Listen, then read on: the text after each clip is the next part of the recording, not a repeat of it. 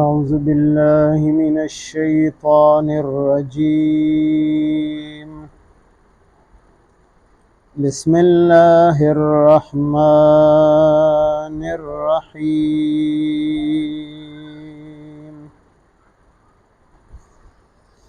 وآتوا اليتامى أموالهم ولا تتبدلوا الخبيث بالطيب ولا تأكلوا أموالهم إلى أموالكم إنه كان حوبا كبيرا.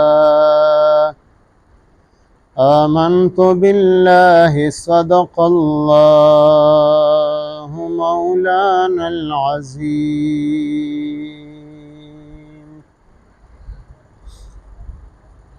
سورة نساء سلورم پارا دویم نمبر آیت. دین مخی رنبنی آیت مبارک کی دا خبر ذکر شوی وا چې تاسو د خپلوانو د خپلوي حق ادا کړئ. چې هغې ته والارحام لفظ ذکر کړی و چې هغې سره قطع تعلق مه کوئ، هغې سره ښه سلوک وکړئ. هم په هغه سلسله کې د نورو رشتہ دارانو خصوصا د یتیمانو ماشومانو د حق ادا کولو ذکر کوي. وآتوا الیتامى کې یتامى جمع د یتیم ده، او یتیم هغه ماشوم ته ویلی شي چې دی نابالغ وي او په داسې حال کې د پلار وفات شي، نو دته یتیم ویلی شي. چې کله دی بالغ شي نو بیا ورته شریعت یتیم نه وی. یا کم یو کس بالغ دی او پلار یې مړ شو نو دته هم شریعت یتیم نه وی، بلکې یتیم هغه چاته وی که هغه هلک وي که جینۍ وي خو چې نابالغه وي او پلار یې د دنیا نه رخصت شي.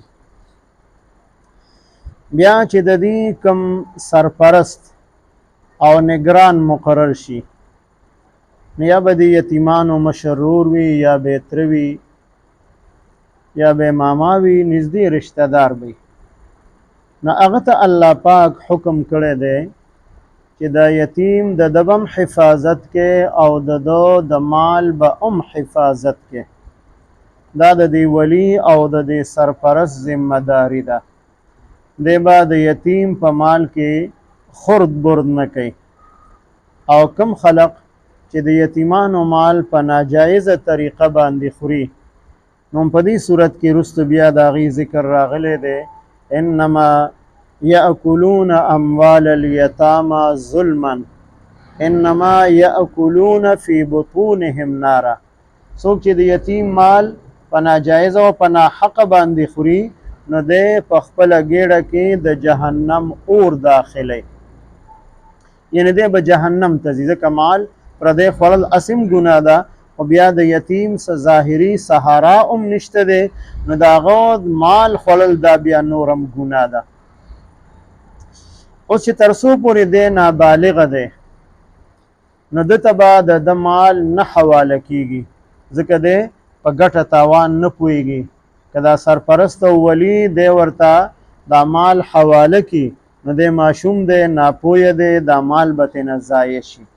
نو د سرپرست فریضه دا ده د نگران او د چې کوم مشر مقرر شوی دی چې هغه به قدر ضرورت او به قدر حاجت په دې باندې خرچ هم کوي او ورسره د دې د مال حفاظت هم کوي. او چې کله دغه یتیم بالغ شو او په خپل ګټه تاوان باندې پوه شو، نو بیا د سرپرست له پکار دی چې د هغې ته خپل مال حواله کړي. او کنه بالغ شو او بیا په ګټه تاوان نه پوهېدو، نو بیا به هم دی ګوري، په هغې به سوچ او فکر کوي چې کله دی په دې باندې پوه شي چې ګټه څه ته وایي تاوان څه ته وایي، نو بیا به ورته مال حواله کوي. او کنه په دې باندې نه پوهېږي، نو چې بیا عمر 25 کالو ته ورسیږي د دغه یتیم، نو بیا به ورته په هر حال کې هغه مال حواله کوي. چې بیا پوهېږي او که نه پوهېږي بیا د هغه حق دی چې هغه ته حواله کړی شي. اوس دغه یتیم دا مال چې د چا په نګرانۍ کې او په سرپرستۍ کې دی نو دی د هغې نه که دی غریب دی ګزارې نه کېږي نو بقدر خدمت اجرت او مزدوري مناسب د هغې نه اخیستلی شي. او که د ده خپله ګزاره روانه ده الله پاک ورله څه نه څه ورکړي دي نو بهتره دا ده چې د یتیم د مال نه اجرت او مزدوري وانخلي، د هغې د خدمتو د هغې خدمت د یتیمانو او د هغې د مال حفاظت دا د الله پاک د رضا دپاره وکړي، په دې کې به الله پاک درته ډېر اجر او ثواب ورکوي. بیا په هغه وخت کې د یتیمانو مال هغې دپاره به جدا پخلی کو، خلق به یریدل چې هسې نه د ده مال زما په مال کې ګډوډ نه شي، نو یتیم له به پخلی وکړو جدا او ځان له به جدا وکړو، نو دا ځان له تکلیف و خلقو دپاره محنت مشقت برداشت کولو. بل طرف ته په دې کې د یتیم نقصان هم و، د یتیم دپاره به خوراک تیار کو چې هغې کې به پاتې شو، هغه به ضایع شو، خراب به شو. نو بیا صحابو تپوس وکړو چې که چېرې د دې دا مال او دا اخلی پخلی موږ د ځان سره شریک کړو نو په دې کې څه ګناه شته دی په موږ باندې؟ نبي علیه السلام ورته وفرمایل چې تاسو د یتیم فایدې ته وګورئ چې د یتیم فایده په څه کې ده، ځان له اخلي پخلي کې د دې فایده ده یا تاسو سره که دې شریک شي اخلي پخلي کې نو په هغې کې فایده ده. نو د هغې مال کم خرچ کوئ او خپل زیات خرچ کوئ. که ستاسو مال هغې ته وړي ستاسو طرف نه به صدقه شي، او که د هغې مال تاسو ته راوړي دا تاسو دپاره حرام دی. نو بیا چې کوم خلقو ځان سره شریک کړل د هغې سره دغه فکر پیدا شو، یره پیدا شوه چې هسې نه د هغې مال موږ ته راوړي، هغې دپاره احتیاطاً قول دا خبره ذکر کړه ده چې خپله زیاته خرچه کوئ د هغې خرچه کمه کوئ. به هر حال که جدا ورله خرچه کوي هم ښه خبره ده او که ځان سره شریکوي نو هم ښه خبره ده. ګوري به چې د یتیم فایده په کم یو کې ده، په شراکت کې ده او که په جدا جدا اخلي پخلي کې ده نو هغه شانتې دې وکړي. او بیا دا شان د دې یتیمانو د مال حفاظت به کوي او داسې ځای کې به خرچ کوي چې په هغې کې د یتیم فایده وي، هغه ته په هغې کې فایده میلاویږي او څومره چې د مال حفاظت وکړو هغه شان به ده ته په هغې کې اجر او ثواب الله پاک زیات ورکوي. بیا په هر زمانه کې هر قسم خلق موجودي، نو په هغه زمانه کې بعضې خلق داسې وو چې د یتیم مال به ښه کوالټي به یې راواخیستله، هغه به یې په خپل مال کې شامل کړه او د خپل مال بیکاره څیز هغه به یې راواخیستو، هغه به یې د یتیم په مال کې کېښودو او بیا به یې ویل چې ما خو د هغې تعداد کم کړی نه دی، یو څیز مې د هغې نه راواخیسته او د هغې په مقابله کې بل څیز مې د هغې په مال کې کېښودو، نو دا هم ګناه ده او ناروا دي. یا یو کس وي چې یتیم غټیږي او بیا به دی د خپل مال تپوس کوي، نو راشه مخکې نه بس والوځوه او ضایع کړه او برباد یې کړه، نو دا هم سخته ګناه ده. د هغه د مال په هر حال کې حفاظت کول پکار دي، که شراکت کې وي او که جدا جدا وي، او خپل بیکاره څیز د هغې په مال کې ښودل او د هغې نه ښه څیز اخیستل په بدله کې د دې نه په دې آیت مبارک کې منع فرمایلې ده. او په شراکت کې د هغې مال خوړل چېرې شریک به کړو او بیا به ورته ووایو چې ستا مال ټول ختم شو، هغه تا خوړلی دی، نو دا هم ګناه ده. او د آیت مبارک په آخر کې د یتیم چې څومره د نقصان خبرې کېدی شي، که هغه ته مال نه ورکول وي، که د هغې اعلی مال اخیستل او بیکاره هغې ته ورکول وي، یا د هغې مال ځان سره شریک کړي د خوراک په نیت باندې چې زه به یې اخورمه، نو دې ټولو خبرو ته د آیت مبارک په آخر کې ګناه کبیره ویلې ده چې دا ډېره لویه ګناه ده. وآتوا الیتاما او ورکې تاسو یتیمانو ته اموالهم مالونه د هغې، خو چې تر څو پورې بالغ شوي نه وي نو تر هغې پورې به ورله مال نه ورکوي. او دلته د مال ورکولو حکم دی، نو دلته مفسرینو د دې معنی دا کړې ده چې تاسو د یتیمانو د مال حفاظت وکړئ، او چې کله بالغ شي نو وروستو بیا راځي چې کله بالغ شي او عقل پکې تاسو معلوم کړئ چې دا پوه دي، نو بیا ورته خپل مال هغې ته حواله کړئ. نو دې ځای کې یتیم ته د مال ورکولو نه مراد د هغه د مال حفاظت کول دي. وآتوا الیتاما او تاسو حفاظت وکړئ د یتیمانو اموالهم د مالونو د هغې د یتیمانو هم حفاظت وکړي او د هغې د مال او دولت او جایداد څه چې وي د هغې هم حفاظت وکړي. ولا تتبدلوا الخبیث او تاسو مه بدلوئ بیکاره څیز بالطیب په اعلی څیز باندې چې د یتیم د مال نه اعلی څیز واخلې او د خپل مال نه بیکاره څیز د هغه په مال کې شامل کړې نو دا هم لویه ګناه ده.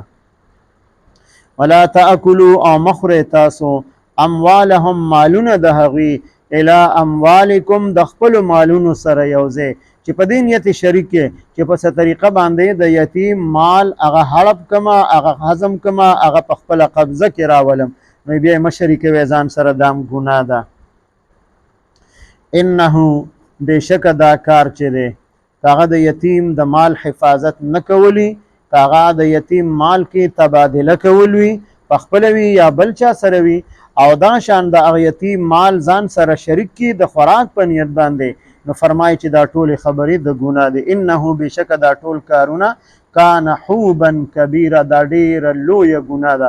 حوبا دا د حبشو زبان لفظ دی او د حبشي زبان کې حوب ویل شي ګناه ته او کبیره ویل شي لوی ته. حوبا کبیره دا لویه ګناه ده نو د دې به قیامت کې تپوس کیږي. اگر که د یتیم تپوس کول والا په دنیا کې څوک نشته دی نو قیامت کې به الله پاک تپوس کوي او څوک چې د یتیم کفالت کوي د هغه خرچه برداشت کوي نو حدیث مبارک نبی علیه السلام دا دوه ګوتې مبارکې اشاره کړې وی فرمایل انا وکافل الیتیم فی الجنة هکذا زو او د یتیم تربیت او پرورش کوونکې به په جنت کې داسې یو ځای یو څنګه چې دا دوه ګوتې یو بل سره نږدې وي. د دې نه هم د یتیم د تربیت کول د هغه خرچ برداشت کول هغه باندې خرچه کول د هغه د مال حفاظت کول د هغې تربیت کول د دې ټولو خبرو فضیلت نه معلوم شو چې داسې کس به په جنت کې د نبی علیه السلام په ګاونډ کې پاتې کیږي.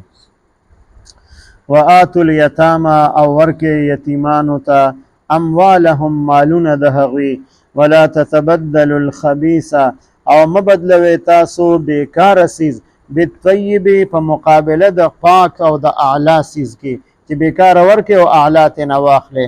ولا تاکلوا اموالهم او مخورئ تاسو مالونه د یتیمانو الی اموالکم د خپلو مالونو سره شریک انه کان حوبا کبیره یقینا چې دا ډیره لویه ګناه ده. اللهم صل على سيدنا محمد وعلى آل سيدنا ومولانا محمد وبارك وسلم. رب اجعلني مقيم الصلاة ومن ذريتي ربنا وتقبل دعاء ربنا اغفر لي ولوالدي وللمؤمنين يوم يقوم الحساب. ربنا اغفر لنا ولإخواننا الذين سبقونا بالإيمان ولا تجعل في قلوبنا غلا للذين آمنوا ربنا إنك رؤوف رحيم. ربنا هب لنا من أزواجنا وذرياتنا قرة أعين واجعلنا للمتقين إماما. عاطف تم دعا کې الله پاک کامل مغفرت او بخنه نصیب وګرځي. قبر د جنت الفردوس د باغچونو یو عظیم الشان باغچه وګرځي. د قبر د برزخ او د آخرت ټول منازل په آسان کړي. غمزده خاندان ته د صبر جمیل توفیق ورکړي. د دې مرحوم فیوزات او برکات په ټول خاندان باندې جاری او ساری وساتي او د دې د شهادت بلندترین درجات نصیب وګرځي. بیمارانو ته دعا کې حسنین ته دعا کې الله پاک ټول بیمارانو ته خصوصا حسنین نوجوان ته کامل صحت او روغ صحت ورکړي. د ټول بیمارانو د بیماری دا نعمت د روغ صحت په نعمت باندې بدل کړي. د خپل عبادت د پاره د خپل مشرانو د خدمت د پاره د کشرانو د تربیت د پاره د دعاګانو د پاره الله پاک ټول بیمارانو ته کامل صحت او روغ صحت ورکړي. زما د عمرې سفر ان شاء الله سبا ماښام به تګوي. دعا راته وکړئ چې الله پاک د عمرې دا سفر آسان کړي او الله پاک قبول او منظور وګرځي او الله پاک زموږ د ټولو عمرې ادا کوونکو د هر قسم آسماني زمینی حادثاتونه حفاظت وکړي او د روغ صحت په حالت کې د ډیرو اعمالو طوافونو دعاګانو الله پاک موږ ټولو ته توفیق راکړي. دا ټول ستاسو اخلاص دی، ټول ستاسو دعاګانې دي، ستاسو محبت دی. الله پاک دې دا ټول هر څه په خپل دربار کې قبول او منظور وګرځي، او هلته چې کومې دعاګانې غوښتل کېږي الله پاک دې هغه ستاسو او زموږ د ټولو په حق کې قبول او منظور وګرځي. او الله پاک دې موږ ټول بار بار د حرمینو شریفینو زیارت دپاره د عمرې په ټیکټ باندې، د حج په ټیکټ باندې، سره د بیبیانو، سره د بچو، د رونو خویندو، سره د رشتہ دارانو، الله پاک د موږ دغه مبارک سفر د ټولو په ژوند کې بار بار نصیب وګرځي. او الله پاک د ټولو دا سفر په خپل دربار کې قبول او منظور وګرځي. چا سفر کړی دی الله پاک هغه هم قبول کړي، چا ارادې د حج او د عمرې د سفر کړي دي الله پاک هغه هم په خپل دربار کې قبول او منظور وګرځي. څومره کسانو ته مشکلات دي، مسائل دي، پریشانې دي، الله پاک ته په هغې باندې عالم کورنۍ مسائل دي، پریشانې دي، د روزګار پریشانې دي، مالی بحران کې دي، الله پاک ټولو دا پریشانۍ په خوشحالو باندې بدل کړي او د ټولو مسائل مشکلات حل کړي. بچي د ټولو دینداره نیکان صالحان کې، چا اولاد نشته دی دعا ورته وکړي چې الله پاک هغې ته نیک او صالح اولاد ورکړي. چا اولاد شته دی الله پاک هغه ورته نیکان صالحان کې، د مور او پلار تابعدار خدمتګزاري کې او مور او پلار په هغې باندې خوشحاله کې. څومره دعاګانې هم وغوښتې الله پاک هغه هم په خپل دربار کې قبول او منظور وګرځي. کومې دعاګانې رانه پاتې شي او موږ هغې ته محتاج یو الله پاک هغه هم په خپل دربار کې قبول او منظور وګرځي. وصلی الله تعالی علی خیر خلقه محمد وعلى آله واصحابه اجمعین آمین.